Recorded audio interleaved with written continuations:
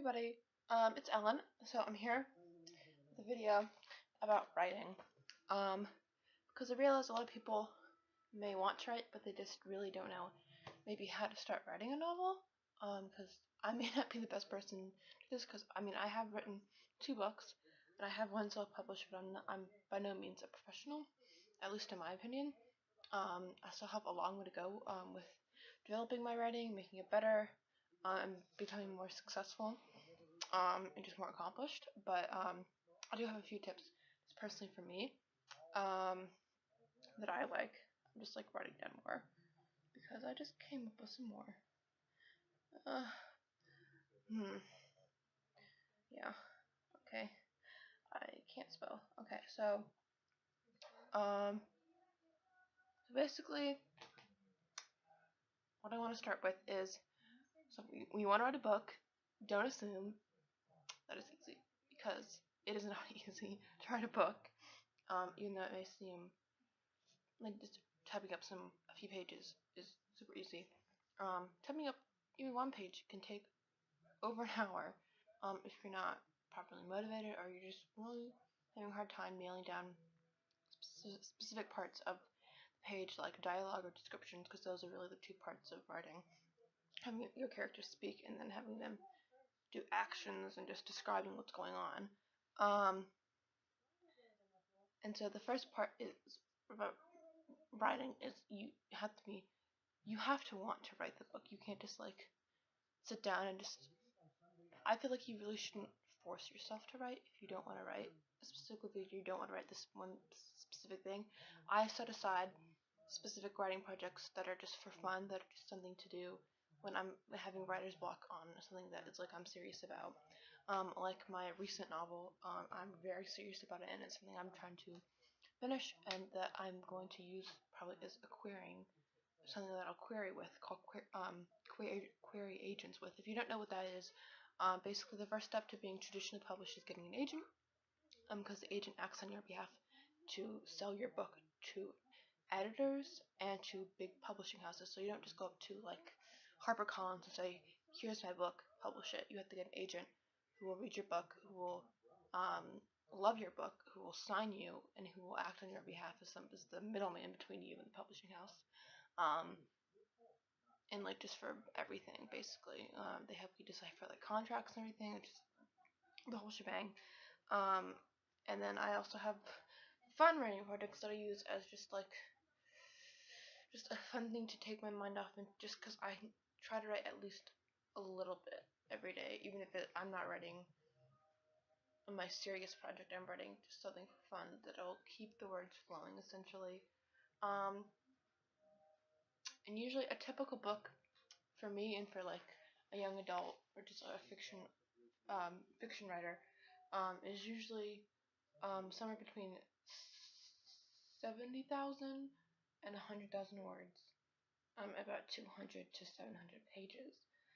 That's usually about a full book.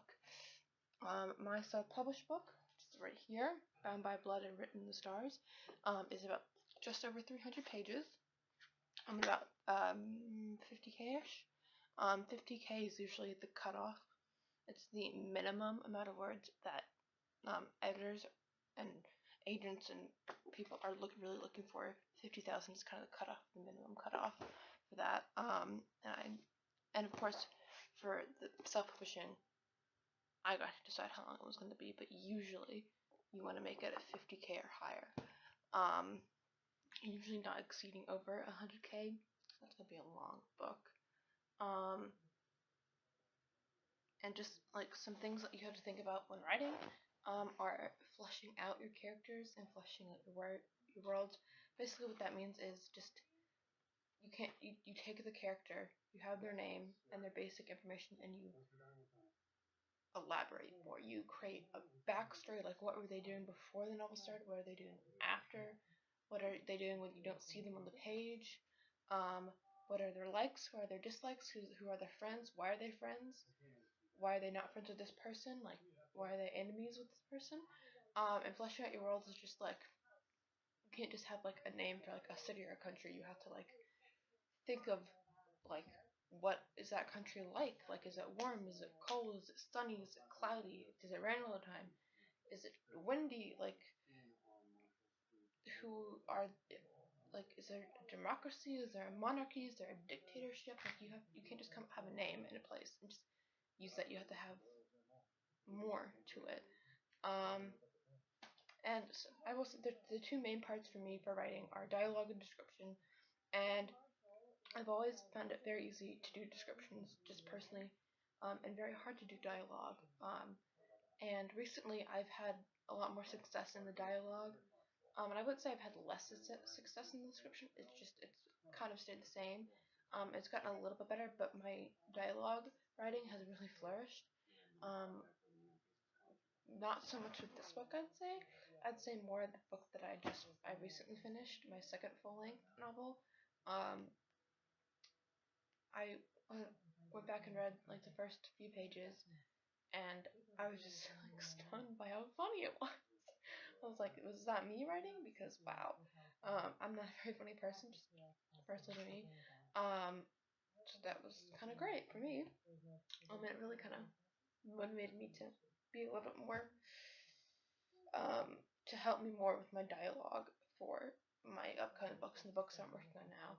Um, and let's see, I'm trying to think of some ways, some tips, I guess, for people who want to write. Something that's really helped me is covering up my word count. And what I mean by that is just sitting at my computer and propping up my phone or post-it note, just anything to block out the little word count thing. I use Microsoft Word and just blocking that out. It's on the bottom left-hand corner. Um, and I work well personally with distractions, and what I'll do is I'll put my phone kind of, this is where my word count would be. This is my bottom left-hand side, and I put my phone, I prop it up, covering the word count and everything, and the page count, and I'll play like a YouTube video, or I'll just play like a TV show or movie from Netflix, and always background noise always really helps me, especially something distracting like a TV show or a YouTube video. That's just personally how I write. That's by no means saying that like that's how everybody writes. Not at all. If you've had trouble with stuff like that and you want to try my method, great. If it works for you, awesome. If it doesn't, it just doesn't work for me. And there's a million other methods that you could try that you just have to go look for. And also definitely something that's helped me really change the way that I write is the environment. Um, I find that I work better when I'm just in a room by myself. Um, I'm just alone. I feel like I get more done sometimes. Sometimes I get less done because I get more distracted because I'm watching TV or something like I am right now. Hunger Games, so I'm sorry. Um, I don't like being in a place with too many people. Like, for example, so a place that I do right well is um, during my study hall. I have study hall first period on one of my days for school, and it's an hour and a half long class, and I just sit in there. I get all my like homework and other stuff done before, and then I'll write. Sometimes I can spend the whole class writing. Sometimes I can't. I can only spend like 30 minutes or whatever. But I always feel super. I just plug in my headphones and I just go. I just cut out because everyone else has blocked me out. I'm blocking them out. We're not paying attention to each other. I don't have to feel like someone's looking over my shoulder. Which I've actually I went to a talk that an author was doing, a book event, and she was talking about how she was on the plane when like an overnight, like out of the country flight, and she had been writing, and she wrote this joke, and then she heard a laugh from next to her because someone had been reading over her shoulder. And I'm always paranoid about that. I just got back from New York yesterday. The day that I'm filming it was yesterday. I don't know when I'll put this up. And I was riding on the plane because we were probably an hour away, and we were getting into a lot of turbulence. And I'm a very nervous flyer. I don't like flying, especially when there's turbulence involved. It sure always is. And so I was just kind of busying myself with that, but I like turned down like the brightness on the computers, so I have very good vision, so I could like see it. Just so if anyone like my mom or anybody next to me or behind me was looking over my shoulder, they couldn't see what I was writing because I'm like so paranoid about it. Um, for example, I always write well. Usually on Fridays and Saturdays, my parents go out to dinner. My brother's at college. My sister usually goes out with her friends, so it's usually just me at home with the dog. and I use those times to write, and I usually get a lot done. Sometimes I don't, but it really just depends. I like to go to my local Barnes & Noble, which is the Vanderbilt Barnes & Noble by Vanderbilt University, which is College Barnes & Noble, and I'll just sit in the little cafe Starbucks area. Usually order like a drink or whatever, and get like, cause they have like a little mini like market. They have like Muddy Buddies, Chex Mix, cereal, granola bars, and stuff like that. And there's also like an actual Starbucks down the street. Sometimes I gotta check a croissant from there. And I'll just sit for like an hour or two. Usually, I think I stayed there for 3.5 hours once, and just write because everyone else is not paying attention to me. It's on their computer usually, so that's great. I think I went to the Brentwood Barnes Noble once and did that, and that was really great and really productive. The library, Starbucks works good for me. Sometimes I'll just sit in my room, close the door, block out the world, and write. It's great.